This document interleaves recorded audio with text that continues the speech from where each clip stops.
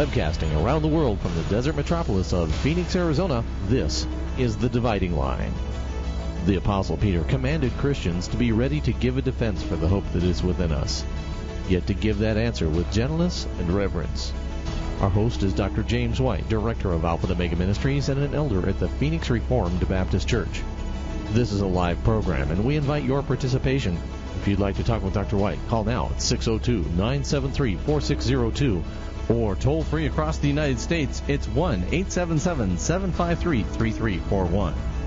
And now, with today's topic, here is James White. And good afternoon. Welcome to The Dividing Line, a debate on The Dividing Line today between myself and Tim Staples, staff apologist for Catholic Answers. We are going to be discussing 1 Corinthians chapter 3, verses 10 through 15, and the claim that this text clearly presents the doctrine of purgatory. Here's how it's going to be laid out. We're going to jump right into it so that we can have some time at the end of the program for your phone calls as well. 15 minutes each, opening statements. We're going to be exegeting the text. Then each one of us will have an 8-minute response. We'll have 5 minutes to cross-examine each other, 8-minute closers, and that should give us enough time to take about 19 to 20 minutes worth of phone calls at the end of the program. Please make your question very short, very succinct. It is not a time for you to preach, to add to the presentations made by anyone. It is a question. A question has one of those little squiggly things at the end called a question mark.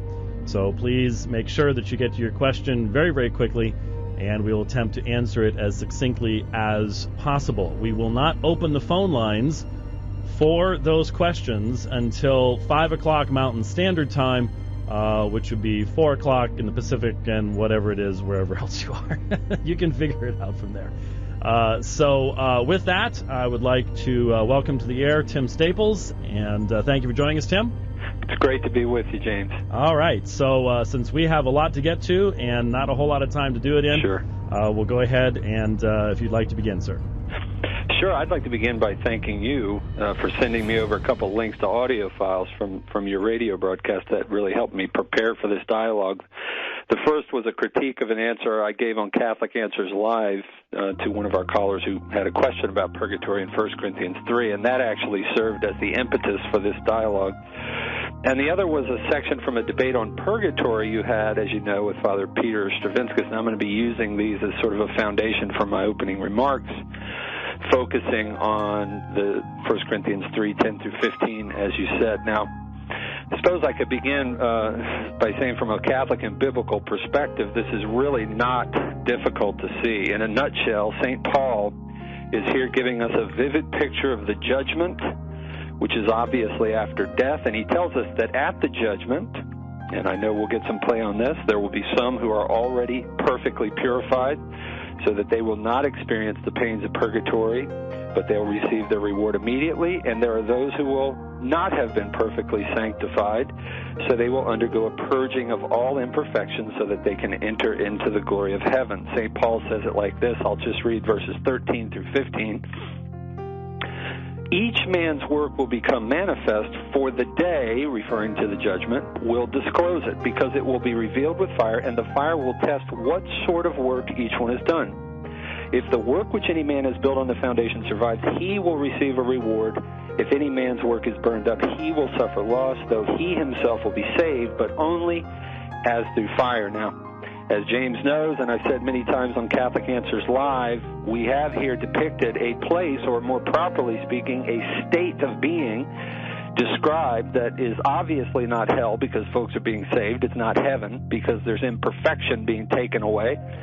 And we know Revelation 21:27 says, nothing unclean shall enter heaven. Habakkuk 1:13, thou art of purer eyes than to behold evil, and canst not look on wrong.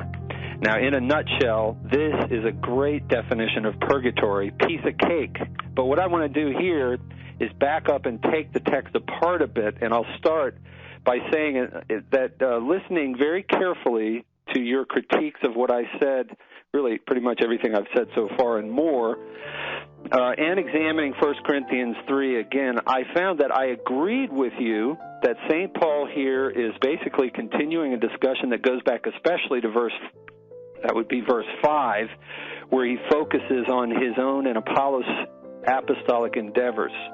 Now, you notice that St. Paul uses the metaphor of he and Apollos being sunergoi, co-laborers with God in verse 9, while the Corinthians were their cultivated field in which they worked. He then switches metaphors midstream, as St. Paul often does, and moves to the image of the Corinthians being God's building in the latter parts of verse 9.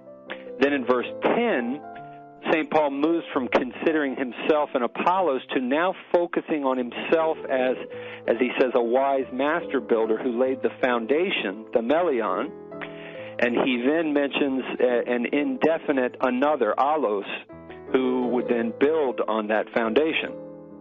But then again, in good Pauline fashion, he changes gears a bit again, and at the end of verse 10, he says, let each man, hekastas, each man observe how he builds on the foundation. So now, St. Paul is moving to a more universal statement. He's no longer limiting himself to speaking just about himself, Apollos, or even just ministers, but he's making a general statement, let each man observe how he builds on the foundation.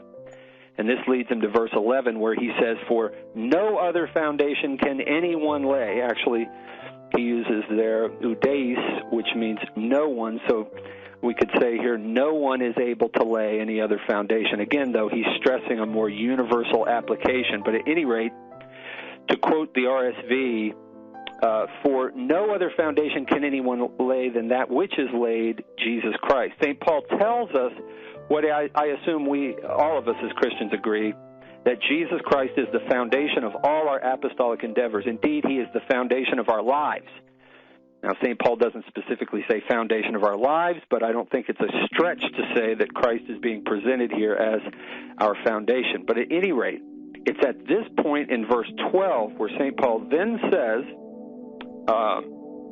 if anyone, and here he uses the indefinite, atis, if anyone, again indicating that he's making sort of a universal statement, no longer just speaking of himself and Apollos or even just ministers. He says, if anyone builds on the foundation with gold, silver, precious stones, wood, hay, stubble, each man's work will become manifest, for the day, again, the judgment will disclose it, because it will be revealed with fire, in puri, or by fire, and the fire will test what sort of work each one has done.